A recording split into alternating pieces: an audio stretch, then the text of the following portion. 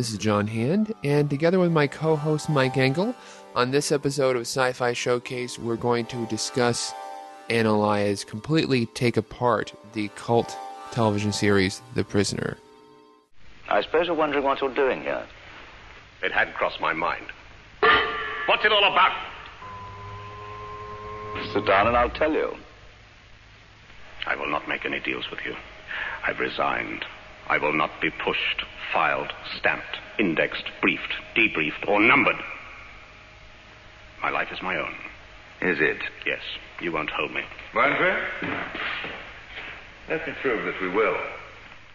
So, The Prisoner, a cult television series from the late 60s? Yes, it ran from September the 29th of 67 to February 1st of 68. Well, okay. So, a few people may know about it, may not know about it, not sure what's going on. Let's set them straight here, Mike. You know, give us a little bit of idea of what The Prisoner is about.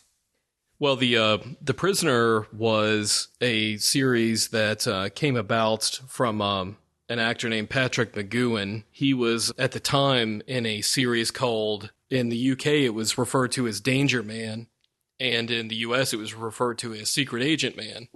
It had Johnny Rivers' song as the theme. They kind of had, Secret Agent Man, Yeah, and it ran for, that's got a whole history in and of itself. McGoohan at the time had been handpicked by Ian Fleming, the creator of James Bond, to basically star in the role of Bond. And McGoohan turned it down because of differing opinions about the character and the nature of the character of James Bond, primarily which was the fact that McGoohan was a very, his sort of like social and personal beliefs were, he wasn't very involved with the fact of Bond's character being the womanizer that he's depicted in the Bond films. So McGoohan had this very strict sort of policy in his series he was involved in and his film work where he would not be really involved with any sort of overt sexual sort of scenarios with the female actresses. Romantic situations, really. Yes. Danger Man was around for, I believe it was 4 seasons, and the last of which was in color. And to give an idea of what Danger Man, it was kind of a spy show. It was an action spy show, kind of in the James Bond milieu, with the McGoohan starring as, what was his name? Drake. John Drake. As this, what was the whole show about? Well, depending on what season one was watching, McGoohan, they were never quite clear about McGoohan's character, John Drake, as far as who he worked for.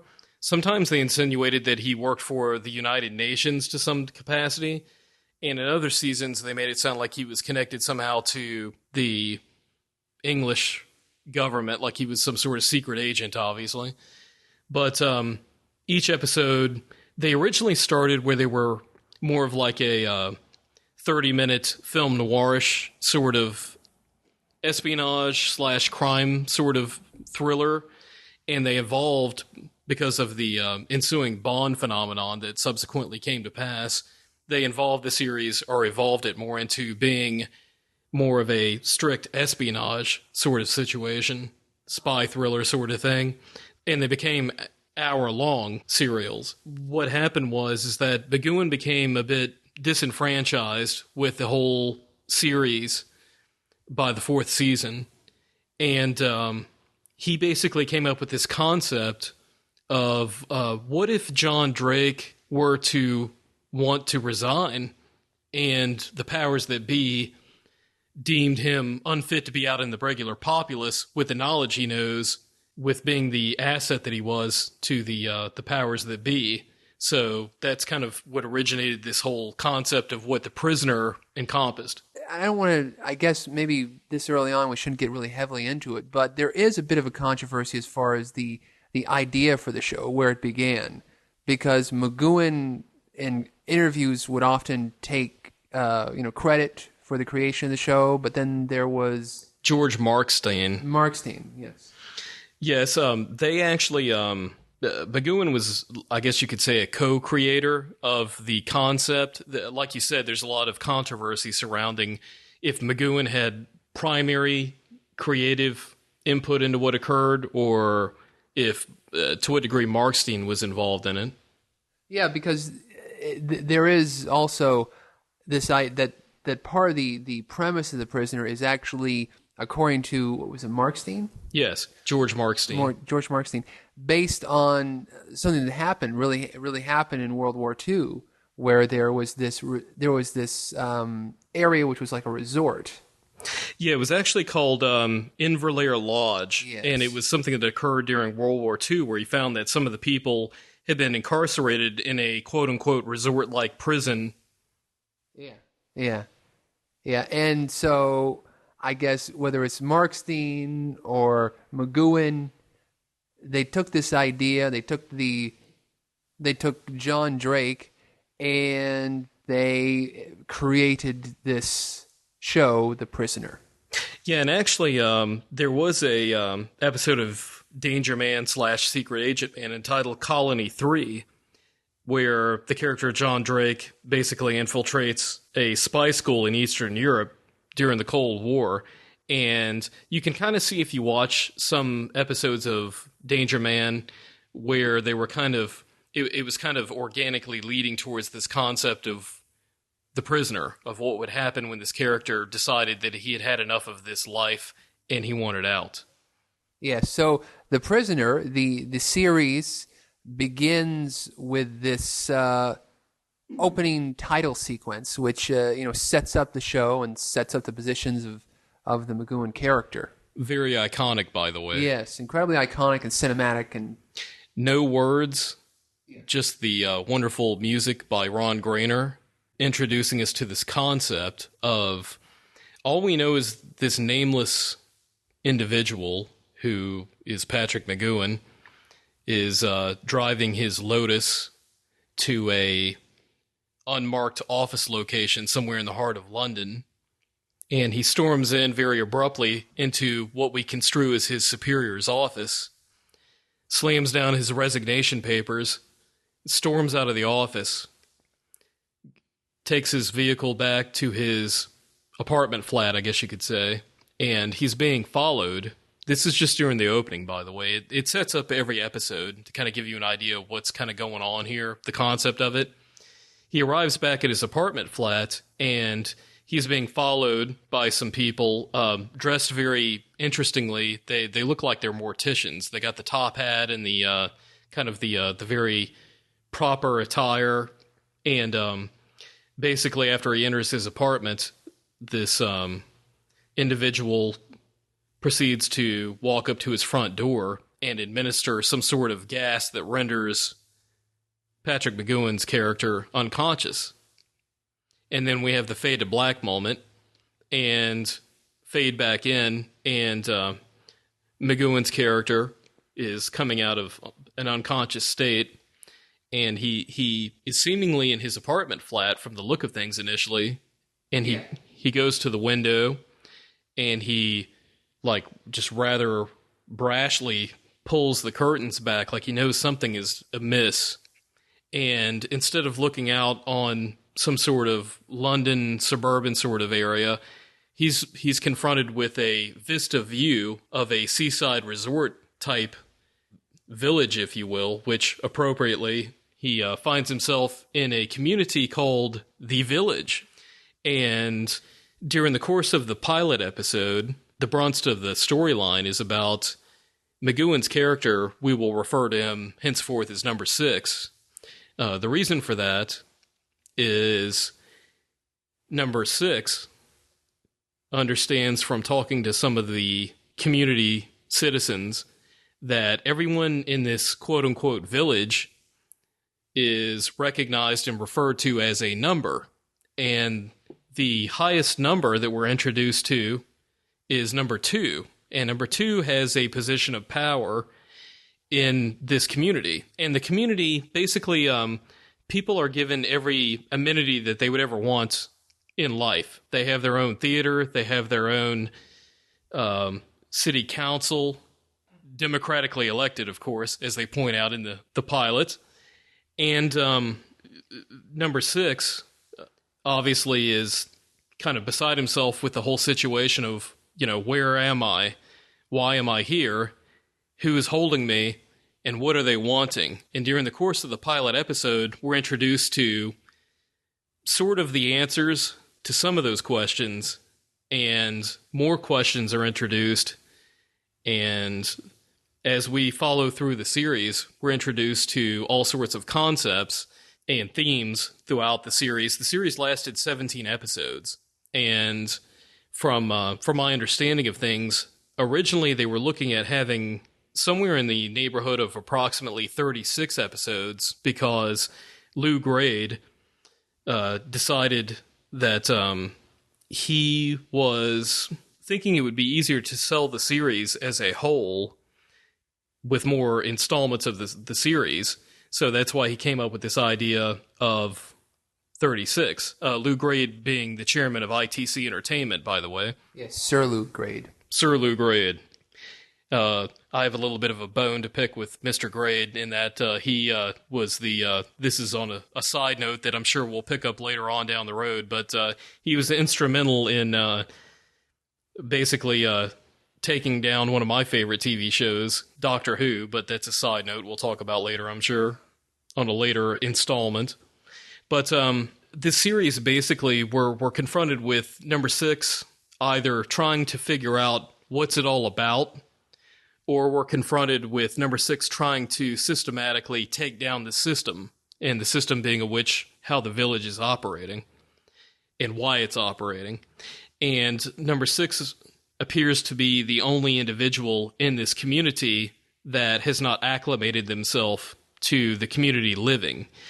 And as I stated earlier, everyone in the community is given their own abode. They're given every amenity they would want. They're kind of living this sort of fun resort vacation sort of lifestyle, but the only thing is they're not allowed to leave. And these other community citizens, we're never given an exact number, but we're under the impression that we're talking about maybe like 100 or more so people, no children.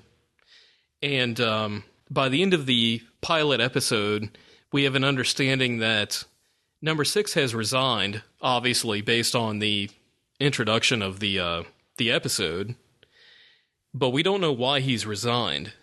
And the powers that be that run the village are very interested in why number 6 has decided to resign. And number 6, for whatever reason, whether it's maintaining his individuality or he has something to hide, has deemed it upon himself to be very, very stubborn about working with the powers that be in providing them with an answer to the question, why did you resign? Now, the initial episode order ran 17 episodes, and in the fan community, there has developed a sort of other listing for the episodic order of things. Yeah. I mean, there's been a lot of controversy as far as the airing order in the UK versus the order that was when it was broadcast in the United States, and the order of the episodes. I mean, I think the first episode with the chimes of Big Ben. No, Arrival, and then but then in the U.S. was the chimes of Big Ben. First? Yeah, the production order, for instance, to kind of take your lead here with things, Arrival has always been, like, not contended whatsoever as the first episode. Yeah. But even from that point forward, you're correct. The Chimes of Big Ben is considered the second episode broadcast, but it's not necessarily meant to be the second episode in the order in which the story was supposed to unfold. Okay. Because by that point in the series, from the point of Arrival to the broadcast second episode, Chimes of Big Ben, we have a widely sort of separate characterization of number 6 just from that one episode. Yeah. And episodes that are subsequent to Chimes of Big Ben kind of place the character of number 6 a little bit as being more new to the village. And if you were watching it back to back as they were first aired, it seems a little bit kind of confusing, or a little bit almost schizophrenic of the character of number 6, where I tend to lean more on the side of there is actually the most prominent fan club for the prisoners called the 6 of 1 Appreciation Society. And the 6 of 1 has come up with what I believe is considered the official, quote-unquote, ranking of the episodes as the way that they should be viewed. And again, they have them presented where the character of number 6, they have them in order of how his character acts in the surroundings and the situations of the episode. And I think it lends towards more of a organic sort of flow for how the character progresses throughout the series itself. Okay, so this is a late 60s, very bright Technicolor action show, but with a lot of philosophical elements and a lot of very strange. There are a lot of strange elements to the show. Why don't we get into that? The concept of the number 2s and Rover and things like this. Oh, Rover. Because Rover is the policeman. You mentioned earlier the watchdog. The watchdog. You mentioned that nobody can leave. They can have everything they want, but nobody can leave. And he actually very quickly our unnamed main character number 6 attempts to leave and runs into Rover. Well, Rover being an example of just a widely diverse range of themes that this series presents us with. One of the things personally, as you know, John, I'm quite a huge fan of The Prisoner. I have been for probably 20 plus years, and I've revisited the series almost on an annual basis. And I've read papers people have written about it. I've read themes. I've read interviews with Mr. McGowan about what his insight into what he wanted the show to be. And I've kind of come to a amalgamation of putting all this kind of into a pot and stirring it up and kind of coming up with what the series, in my opinion, was about, as far as what Mr. McGowan was trying to present to the audience. And we should make this very clear that this is very much an auteur, show. It's really the main drive behind the show is the lead actor, Patrick McGowan. Unlike some TV shows where there's a producer and it's all Patrick McGowan's vision, Yeah, and McGowan directed or had directive control over a lot of the scripting and a lot of the episodes. Because he could demand it, because he was such a big star at that point after Danger Man. And the series, we have to say, was actually shot in Port Merion, which is in North Wales. And it's it's still there to this day. They have prisoner conventions, and it's a very big resort town. Yes, it's a very picturesque. If you can picture kind of almost like a Mediterranean seaside resort community with condominiums, and you have a city hall. It's a very surreal sort of experience. It's almost like Alice in Wonderland meets 1984 or Orwellian sorts of, or Aldous Huxley with Brave New World. There's all sorts of themes involved. You mentioned Rover earlier. Yeah. Rover is actually, there's an interesting story with that. McGowan and Markstein were trying to come up with some sort of imagery that would best symbolize the watchdog sort of oppressive nature through physicality of enforcing this concept in the village where, you need to stay here and be happy. You're not allowed to leave. Rover initially was going to be believe it or not, a VW bug with like some sort of weird apparatus on it. It's going to be kind of like a robot. Yeah. And it didn't quite work conceptually. So McGowan one day happened to be looking up in the sky when he was in a conversation with Markstein about something, and they happened to spot a weather balloon. And they had one of those light bulb overhead moments, ding, going off, where they had this idea, wow, let's use that. I mean, you have this stark image of this giant white weather balloon. So immediately the creative blood starts flowing, and it's a very stark image of this giant white balloon. And at the time, this was a very radical sort of image concept. And Rover is never fully explained. Rover is the name of this device. Rover seemingly can show up out of the depths of the sea, with this being a seaside resort community, or it can just kind of show up rolling over the hills in the village. And Rover is the symbol of the oppressive nature of the village. And what Rover does is whenever someone is acting out of line, whether that be someone trying to escape or someone trying to exert their individuality, which is one of the themes of the series, the individual versus society, then Rover will basically stifle them by seemingly smothering them, sometimes to the point of death, sometimes just rendering them unconscious to where they're more able to be handled by the powers that be. Yeah, it's accompanied by this very ominous sound of Rover. Yeah, it's like a roar. Yeah. And in this village, the citizens, albeit given basically what it amounts to window dressing when it comes to true freedom, as we discussed, they're not allowed to leave the village. So McGowan, one of the themes of the series is kind of this idea or this concept of even given everything you could want for comfort, are you really truly free if you don't have a choice? If you aren't able to make the choice of leaving this place, are you really truly free, even though you're happy?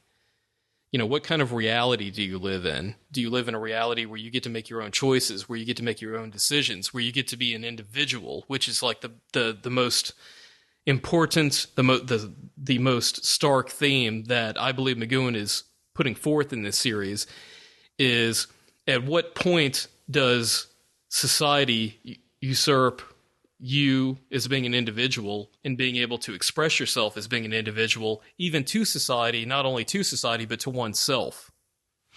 There are several actors. One of the things about the role of number two is... Well, let's talk about, first of all, what is number two? Who is number two? Right. Number two, from what I put together... on the surface, number two is sort of the guy in charge. He represents the powers that be, the unseen powers that be. He's kind of like the mouthpiece. He's kind of the window dressing, the puppet, if you will, for the powers that be that control the village. Yes, and they're always trying to get number six to break down. Not only number six, but the other parts of the community, trying to get something. Everyone in the community are either there either because of something they know, or they're too valuable as being out in the open market. Intelligence asset. Yes. So, number two, we are introduced during the 17-episode series. We're introduced to quite a number of number twos. And probably the most famous, because this particular actor has portrayed number two the most in the 17-episode series, is a gentleman named Leo McKern. And we have other characters such as Guy Dolman, who was in the Bond franchise, played one of the baddies. And Colin Gordon was one of the characters that was in it. And Peter Weingard. So a lot of upper echelon English sorts of character actors at the time were appearing in this series. What's interesting is each number two, when you look at each episode standing alone, they're trying a different angle, whether it be, well, as they say in the series, by hook or by crook. Sometimes number two is trying to use the carrot or stick approach to getting the information out of number six. The carrot being, you know, hey, we're all working together here, number six. Let's make things simple. Let's make things easy. Things don't have to be so complicated. You're such a complicated individual. We're all a community here. There's no reason for any sort of not getting along. Just provide us with what we need to know, and we can make your life very comfortable here. That's the carrot. The stick, we're also subjected to, and we're subjected to that in varying degrees, because sometimes the stick is direct physical or mental assault on number six, and sometimes they go so far as to try and manipulate number six psychologically through either his dreams, and in one particular installment, they actually create a doppelganger of number six, where it's in an episode called The Schizoid Man, where they create a doppelganger, like a clone of number 6, to where Magooin's basically portraying 2 separate characters. And they through psychological and Pavlovian sort of conditioning, try and condition number 6 to believe that he's actually not number 6, but the person who's supposed to be acting like number 6, so that they can get the means to their end, that they want to get the information out of number 6. So there's a lot of Machiavellian sorts of manipulation. There's a lot of psychological warfare that they basically confront number 6 with. But as they say, by hook or by crook, they are going to get their information, or so they believe. Some of the episodes, for instance, I'm here like kind of perusing a listing of the episodes. This series is brilliant, and it's not only brilliant on an entertainment level, but as John was talking about, it's a work of art. This was considered by many to be television's first masterpiece. It plays out more like a series of mini films than it does an episodic TV series. And one of the things about the series that has held throughout the many decades since this originally aired was, what's it all about? And we do have a complete story arc from episode 1 Arrival to the 17th and final episode entitled Fallout. And we could probably have a whole show deciphering what Fallout is really telling us. But at the time when Fallout was aired, there was quite a bit of controversy in that Magooin actually had to leave the UK and go on holiday and go into hiding, self-admittedly, because a lot of people were expecting, obviously we had mentioned the fact that number 2 is the highest number that we're introduced to, so it begs to question who is number 1. And in the episode Fallout, the final episode, we actually get to be introduced to number 1. And like a lot of people at the time who viewed the series, this wasn't an easy cop-out. This wasn't the Dr. Evil sort of guy who's hiding behind the curtain, the character like Blofeld, where it's from the Bond series, where it's an evil guy with a bald head and a scar on his face petting a white cat. That's an easy cop-out. We're introduced to this high concept that during the course of the episode Fallout, there's all sorts of surreal imagery going on, and there's a lot of, I don't want to ruin it by actually divulging here what the final Fallout is on the episode, but why don't you go ahead? I mean, I'm sure the people who are listening to this are Prisoner fans. They probably have some, I guess it's a spoiler moment if you don't want to know how it ends. But what's your interpretation of when he meets number 1? Oh man, because it evolves. There's a few different stages of meeting number 1, right? Well, a lot of the fan community consider episode 16, which is called Once Upon a Time, as kind of a part 1 to the part 2, which would be Fallout. And in the episode Once Upon a Time, number 2, at this point in the series, we've had various number 2s that have come and gone. And it's insinuated that when a number 2, by the end of the episode, fails in their responsibility on the behalf of the powers that be, they get replaced. And we're not under the impression that they get gracefully retired. We're under the impression that they're out of here. So in episode 16, they bring back the Leo McKern number 2. Actually, one of the things I guess we ought to point out at this point, one of the characters that, along with number 6, that shows up in the series the most is an actor named Angelo Muscat, portrayed a character just referred to as the Butler. And he's a little person who is quiet. He's silent. You never actually hear him speak to anyone. And he sort of represents in the series the everyman, the person who kind of goes with the flow, who doesn't rock the boat.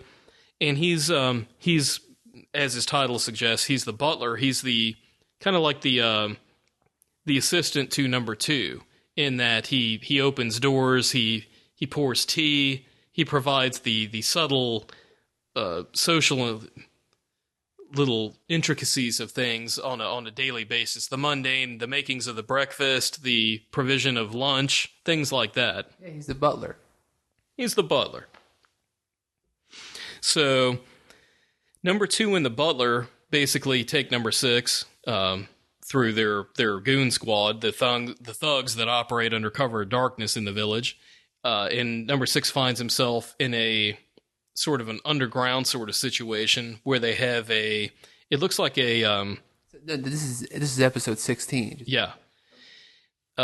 It looks like a set that's been cobbled together with, there's like a wooden rocking horse. There's a wagon that's got like wooden bars on it. And in this episode, number 16, Once Upon a Time, basically number 2 has sequestered himself with number 6 in an all-out battle of wits to break down one or the other. It's a do-or-die situation. 2 people go in, 1 person's going to come out. And what they do is the butler is overseeing what's going on as far as the psychological manipulations through visual imagery or sounds or whatnot, and he's working in cahoots with number 2, or I should say he's assisting him. He's not really, because that implies a nefarious sort of nature. The butler, rather, he's more of a passive character. He's not really, although on the surface he seems like he's working in conjunction with number 2 in the powers that be, he's just kind of there, just kind of doing, going with the flow. He's not taking sides, really, he's just kind of there. So what happens is number 2 and number 6 at this point subsequently go through this battle of wits and this battle of will for the fullness of the episode. And at the end of the episode, number 6 breaks down number 2 and kind of switches roles on number 2 to the point where number 2 just loses it and has a nervous breakdown. And at this point, at the end of episode 16, they basically number 6 is announced as having won his individuality, i.e. his freedom, and is told, you will now get to meet number 1. And then that ends that episode number 16. Now in number 17, the episode Fallout, the final episode again, wow, there's so much that happens in that. The theme of this episode, we are taken to a subterranean area of the village. It's catacombs, as they're referred to. And in the catacombs, there is this room that seems to be presided over by a chief judge in full wig and jury that are all adorned with white gowns with what look like the comedy tragedy face masks, white and black. Yeah, like those guys in that episode of Star Trek with the planet, with the one half the face was white, the other face was black, and the other guy with black and white, and they were after each other. Frank Gorshin, Let That Be Your Last Battlefield is the episode. Yeah, sorry, Star Trek geek here from way back. So, this episode, the series takes a turn to being more surreal in nature than direct approach for action and espionage. And kind of like the, how's number 6 going to thwart them this week sort of episode. The final episode, it was a bit rushed because at the time, there were going to be 36 episodes is what Lou Gray had suggested, and McGowan did not want to do that many episodes.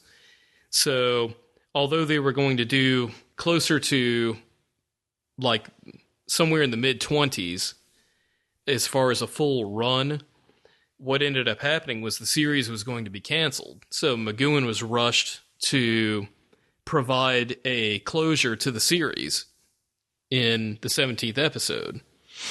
So what we are introduced to in this episode is basically number 6 is basically given he has won his individuality according to the previous episode, and he's sort of put on trial in a way. And number 6 at this point is introduced to number 1, and it's kind of hard to directly address who number one is, but if you're watching the episode and you understand its surreal qualities and the way that thematically it's being presented to you, then number 6 is actually number 1 as well. Yeah, well, how is number 1 visualized in the episode 17? Well, in the catacombs, kind of in the background where this trial is going on, this very surreal sort of Alice in Wonderland sort of scenario where there's just all sorts of weird stuff going on. There's acts of machine gunning violence with rebel rousers that show up at the scene of the court trial. It's just this whole sort of character piece going on. In the background, we have these tubes that are numbered, and it's not really disclosed what these are, but they look like missile silos, nuclear missile silos.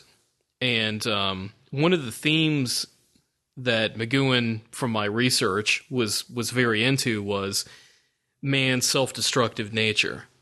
And in Fallout, when we have this big denouement on who number 1 is, what we have is McGowan kind of, this violence ensues, set to the tune of All We Need Is Love from the Beatles, while people are running around shooting each other. We have number 6 taking to one of these rocket tubes, and he gets to the, I guess you would say the command center at the tip or whatnot, goes up some stairwells, and he sees this character, and the character is shrouded in a white robe with a mask over their face, and they have a button on their robe that says number 1. And we have this very trippy psychedelic sort of thing going on where it's flashing between McGowan and this character, or this visage in a white robe, flashing back and forth, and McGowan goes from being the very stark, controlled sort of character to being one where he's kind of maniacally laughing. And he reaches over and he grabs the mask on this character, rips the mask off, and underneath the mask, the comedy tragedy mask, is a primate face.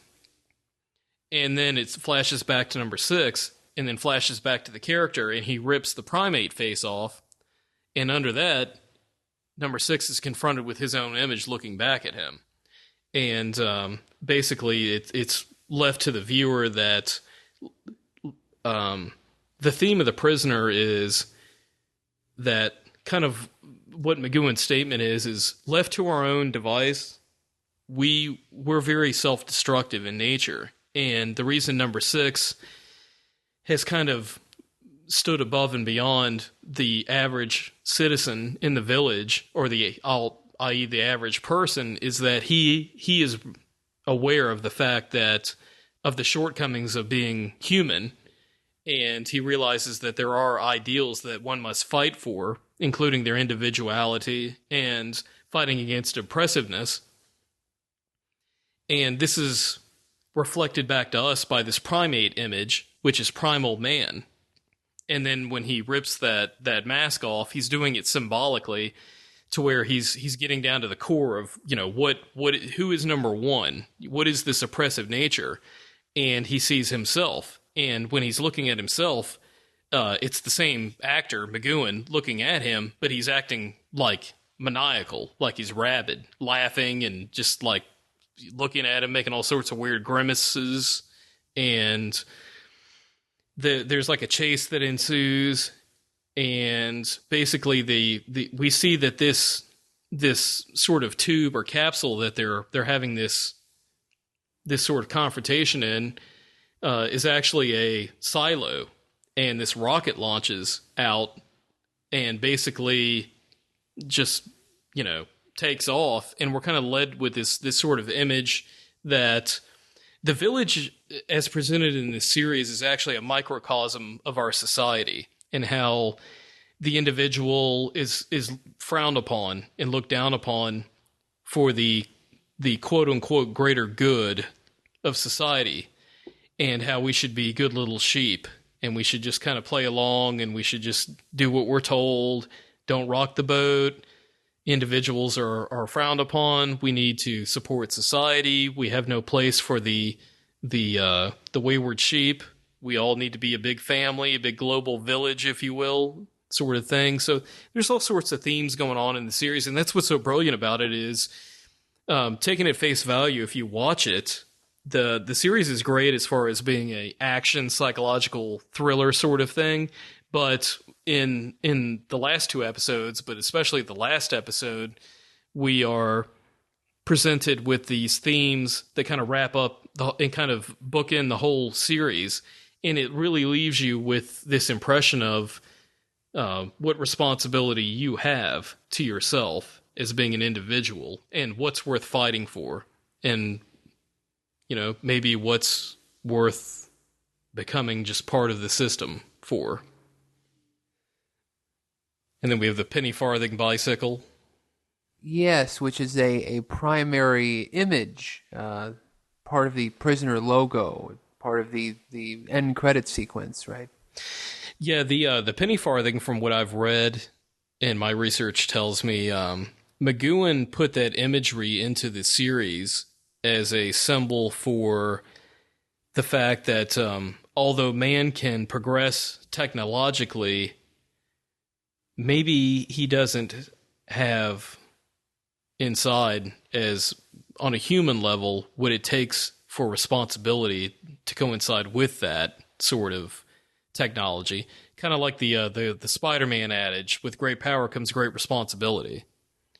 So there's many concurrent themes that run throughout the series. And in some episodes, there's one entitled The General, which talks about the education system, rather backhandedly talks about the education system. And sadly, it hasn't changed too much as far as the way the education system is, in my opinion, where the residents of the village are introduced to a speed learn system for education, where people don't actually, the citizens that is, don't have to actually spend time studying and asking and committing to the material.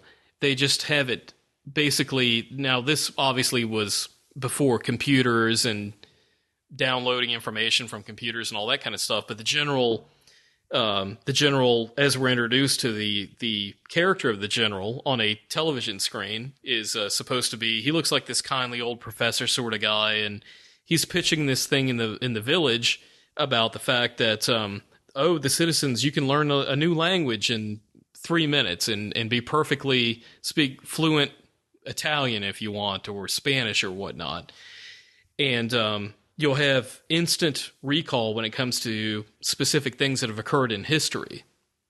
And in this particular episode, of course, number 6 deems it upon himself to get to the bottom of it, and turns out that the general is actually a computer that the powers that be have come up with to basically, it almost like in a way puts people in a trance-like period for like a short time while it sort of downloads into their brains the information. And it's really neat because by the end of the episode, there's all sorts of stuff that ensues throughout the episode, but by the end of it, number 6 realizes that the general is nothing more than a machine, a computer, if you will, and he basically challenges the powers that be, number 2 at the time, and the people that are assisting number 2 in this particular episode. He challenges them to battle, I guess you could say, a battle of wits with the general, and he says that he just wants to ask the general a question. And he goes forth and basically types out on the keypad what the question is, and he feeds it into the computer, the general, and the system goes haywire. Just starts flaring, flashing, basically it short circuits the system, blows it up. And the number 2 and his cronies there, they start freaking out, of course, and flipping out, and they said, well, what did you do? And number 6 says, well, I asked it the most basic of questions. Why? Just one word, why? and the computer didn't have an answer for that. And that thematically is an example of why this series is so brilliant, because here you are, just with one little aspect of the show, they're addressing and really scathingly blasting the education system, where they're making a direct metaphor, or McGowan is in this episode, with basically stating that we can pump out all sorts of information and have people memorize facts and memorize this happened there, this person was involved in this throughout history, without taking the time to understand why. Yeah, for critical thinking, basically. Critical thinking skills, yes. And I just think it's great. I really like that kind of stuff. And in other episodes, you have very twisty sort of ideas of things that happen, where they try and get number 6 to believe that he's actually left the village. He's managed to escape. And in reality, it's been a ruse the whole time to try and get him to talk, to confess why he's resigned. And they've gone so far as to, in one of the episodes, number 6 wakes up and everything's quiet. And it's very weird. And he goes outside and realizes there's no one in the village. It's just him. So he ends up leaving the village. And one of the things is, we're never quite sure where the village is.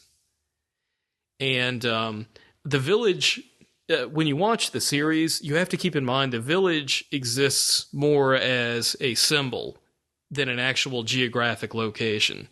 It's not important where the village is located geographically. It's more important, like, why the village is than it is where it is. And in the beginning, remember in the first episode or episodes, he gets a map of the village. He goes to a local store and tries to buy a map. Yeah, and basically ask them for the largest map, and they provide him with a large map of the village. And the village is, it seems to reside on a peninsula. It's surrounded by water on 3 sides, obviously the definition of a peninsula there, but and it's landlocked on one side.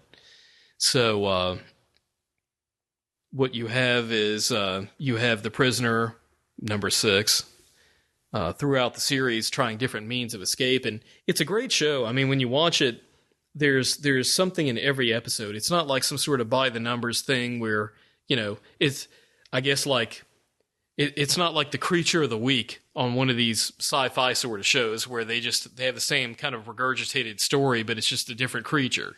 It's more like the intellectual concept of the week. Yeah, and they try and break number 6 through different means, as I said earlier, and they tackle drug usage because, as a time, this was kind of a counterculture sort of time in the late 60s, of course. And interestingly enough, in one of the episodes, it originally did not air in the original broadcast in the U.S. because of the Vietnam situation. It was an episode entitled Living in Harmony, where the whole episode, even from the beginning, we're introduced to a new introduction to the show, and it's set with a Western motif. There's no number 6 in his Lotus driving into the office and storming in and resigning, where we are introduced to a number 6 on horseback who is riding into the old Western town and basically resigning from the local law enforcement in that particular town. And the whole episode kind of plays with the idea of being passive when it comes to being in conflict and how you have a choice. It's not always about fighting and conflict. It's about maybe taking the moral high ground. And in this episode, number 6 is actually seems like not really an outlaw sort of character, but kind of like the man with no name, if you will, kind of the Clint Eastwood sort of man with no name guy. And number 2 is the kind of the corrupted law enforcement presence in this small town. And number 6 is wanting to resign from this law enforcement post that he supposedly has. It's almost done like a dream that number 6 is having, where he's in this Western sort of setting. And number 2 is wanting him to stay on and relinquish his pistol and his badge. And number 6 is saying he doesn't want to have any part of it. He's done with it. He doesn't want that system of things, that sort of bureaucratic, oppressive nature of how they've turned this system that is supposed to be working with the people, for the people, into being one of oppressiveness over the people. So the episode was very controversial, and it was not aired, as I said, in the U.S. during the late 60s because... Probably one reason is just it's so out of character for this show. I mean, it was controversial in one sense because it was about pacifism and the war, and I mean, another, it's a spy show, and they give you a Western episode. It's just so... I mean, that just tells you how off the wall this series can be and how creative, imaginative. Yeah, when you say off the wall, that's not a negative thing. No, it's done for a very precise, specific, thematic reason. Yes. And some of the episodes don't even seemingly take place in the village. They some of the later episodes, before you get into Once Upon a Time and Fallout, you have some such as Do Not Forsake Me, Oh My Darling, where McGowan at the time had actually chosen to become part of a cast of a movie called Ice Station Zebra. Ice Station Zebra, which was Howard Hughes' favorite film. Jim Brown. Yeah. Who else was in that? Like, wasn't it Rock Hudson or something in there? Yeah. Yeah. And McGowan playing a bit of a number 6-ish sort of character in that film, too. He was unavailable for the filming, so what they did was they kind of wrote a story around the concept of number 6, his basically who he is, his intelligence, his personality, his intellect has been removed from his body and transplanted into another individual who was a contact or acquaintance. I'm trying to recall here according to the storyline. It's been a while back since I saw it, but put into another character, and they kind of go about playing through the story as number 6, but through a different sort of actor.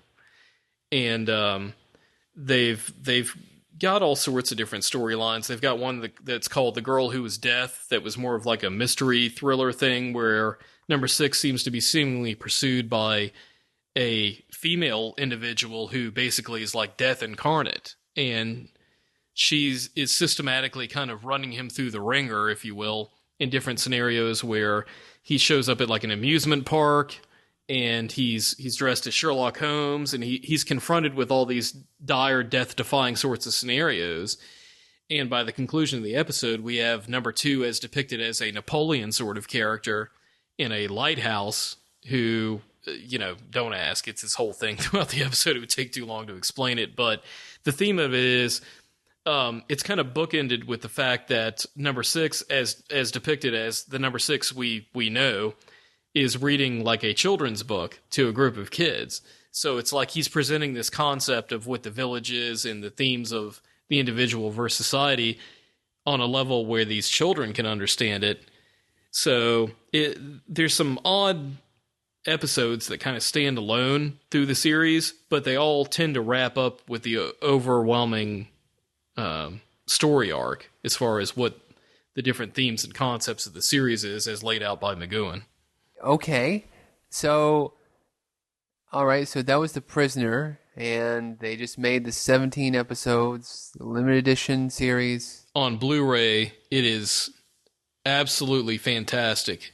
The series has always had a reputation on video. MPI put it out, and it looked atrocious. It looked like you were watching like dirt smudged film when you were watching these episodes. I used to have the tapes. It was the only way to have it. Well, I mean, it played on A&E for many years, Sci-Fi Channel broadcast. I'm talking about even before that. I remember before the only that, yeah, before the broadcast. Now, one of the things that kind of brings to mind, the Prisoner was kind of a weird thing for me, how I was introduced to it, because I remember I'm a big fan of Doctor Who, and where I'm from, Atlanta, Georgia, they used to run Doctor Who for many, many, many years on Saturday night.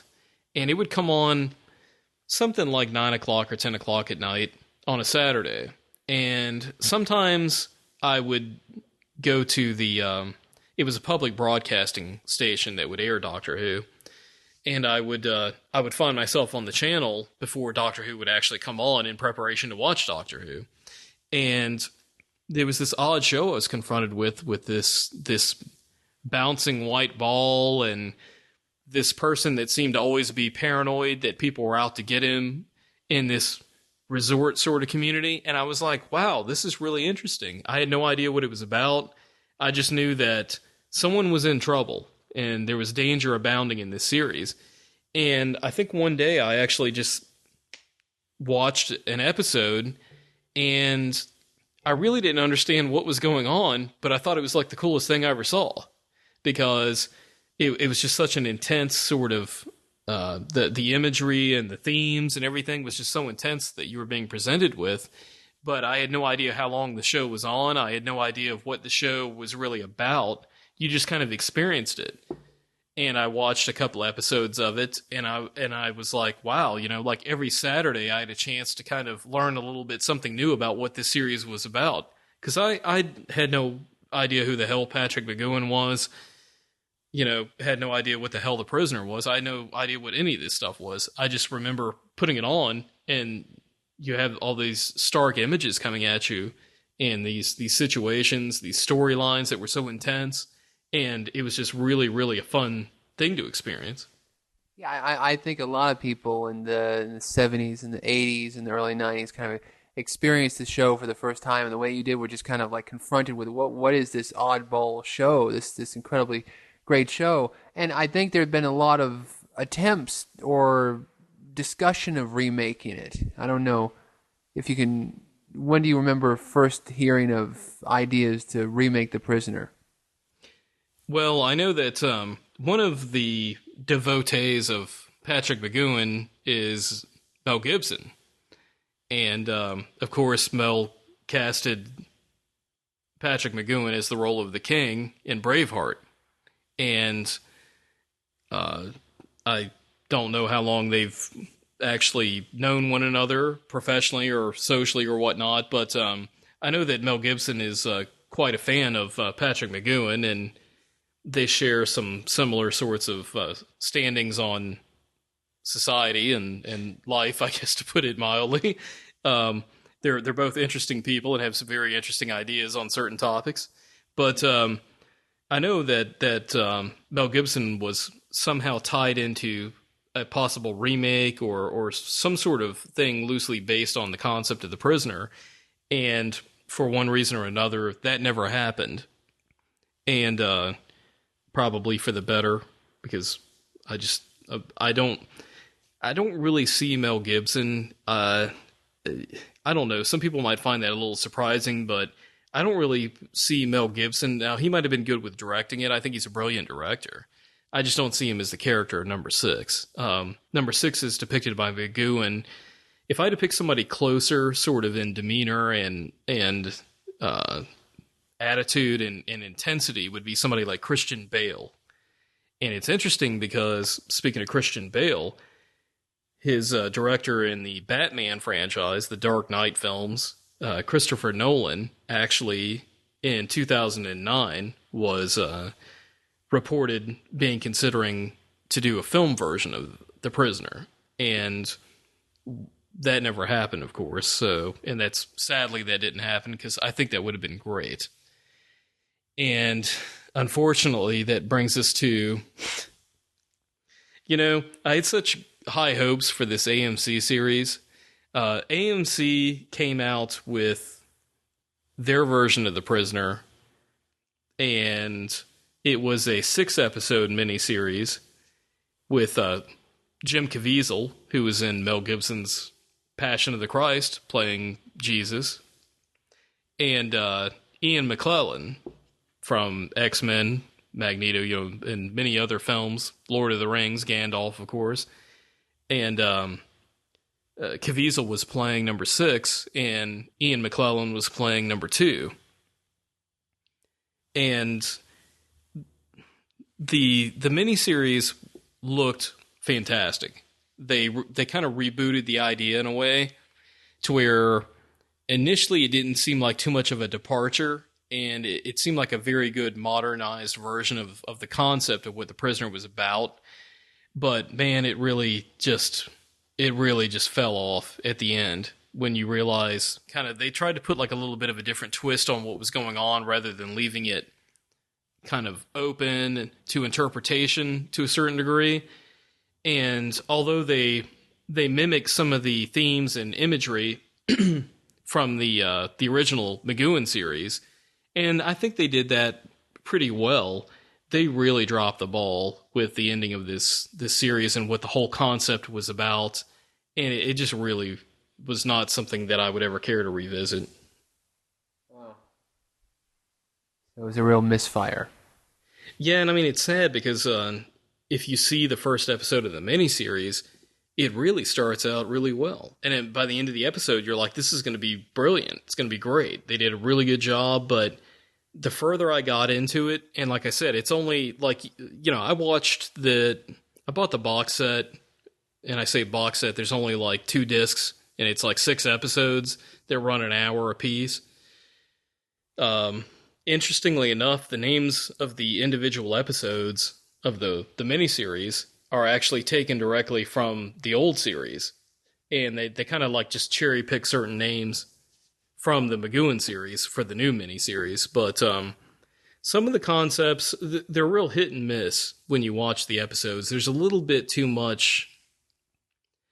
I love movies that are long. I love movies that take time to develop characters, flesh out characters. I'm not in a hurry. I just want to have a good experience.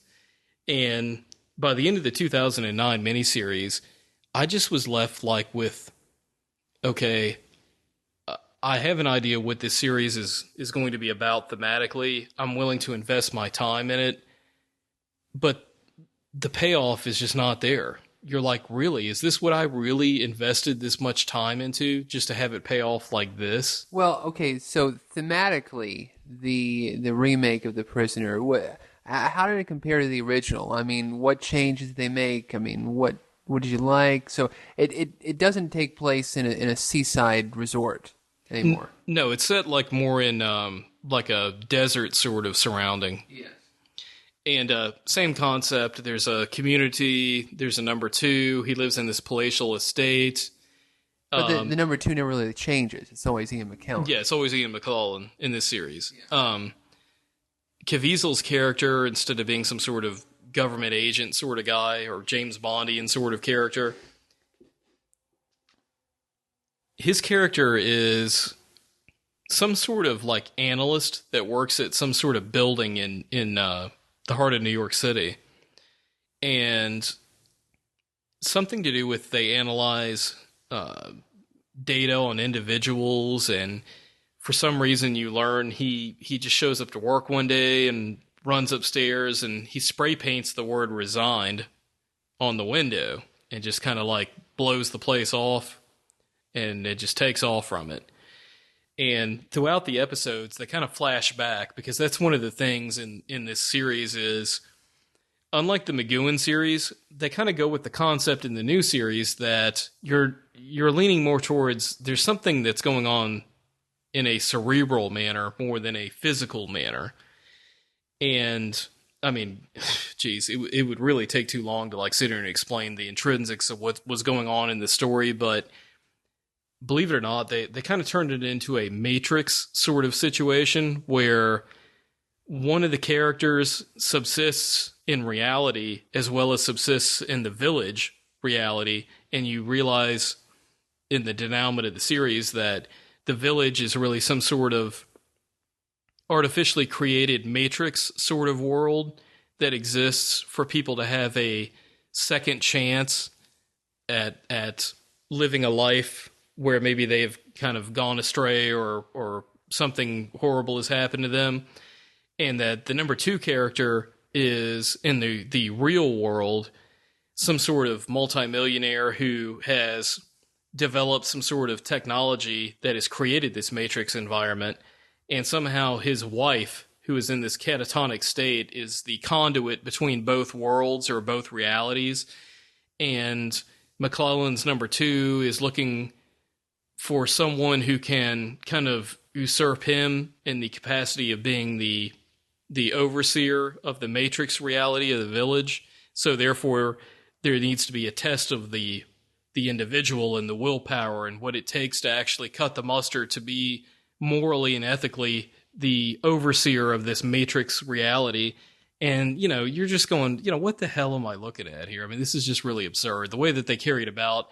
And then the very last scene, number 6 is depicted kind of in a way that you would never see McGowan's character depicted, where he's kind of like become part of the system. And just the last scene, I mean, it's really just tough to watch it, because it just goes against everything that you're aware of with the series. And if they would have kind of done a modernization of the key concepts and themes of the series and just didn't have that stupid sort of need for, like, it's almost like watching M.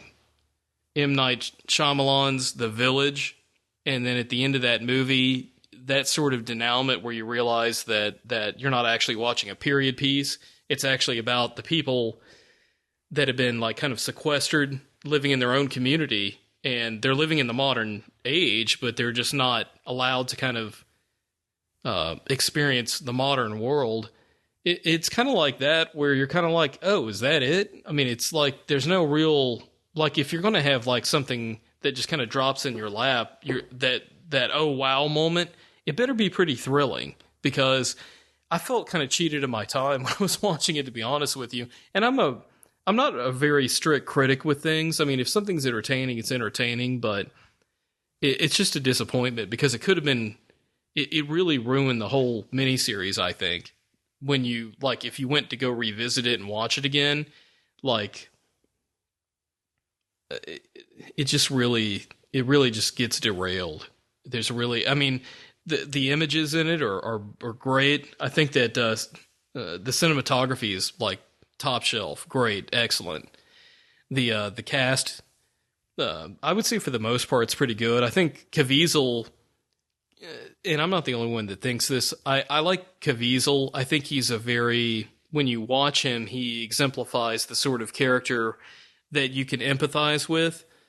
He's kind of an everyman sort of guy in a way. But I loved him in The Thin Red Line, and even in Passion of the Christ, in spite of whatever you might say about that film, I thought he gave a really great impassioned performance. I thought that he did some brilliant comedic turn in that role of Christ in that film. Exactly, yes. But Mel Brooks. But in all seriousness, I like Caviezel. He tends to exude a kind of everyman quality, where you're not just watching some dumb pretty boy that's up there, kind of like, a Jake Gyllenhaal or Ryan Gosling or somebody up there.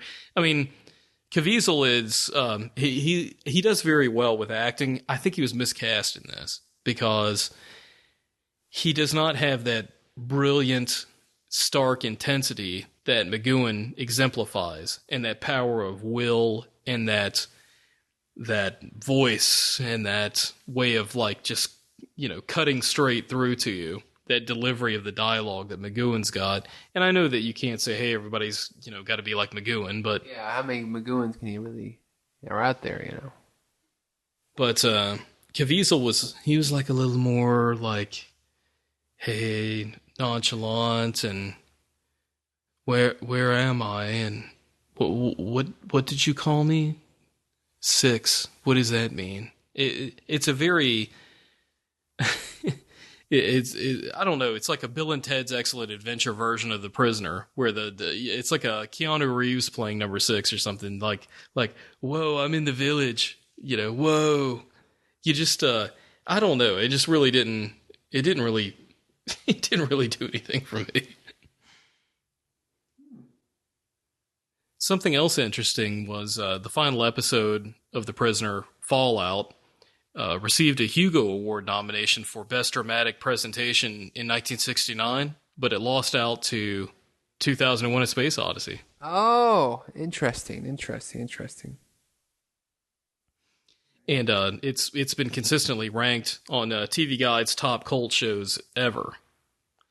And it's a brilliant series. It's I would say nostalgically, Doctor Who's probably my favorite series ever since I was a kid, but I would say if I had to say what TV show probably has influenced me, my outlook of viewing society, the individual, philosophy, there's a lot of philosophy in this series. I would say The Prisoner and McGowan's done a damn fine job of both entertaining as well as making you think and asking that question that's the most important. Why? Oh, well, excellent, Mike. Again, as I said before, I've learned a lot.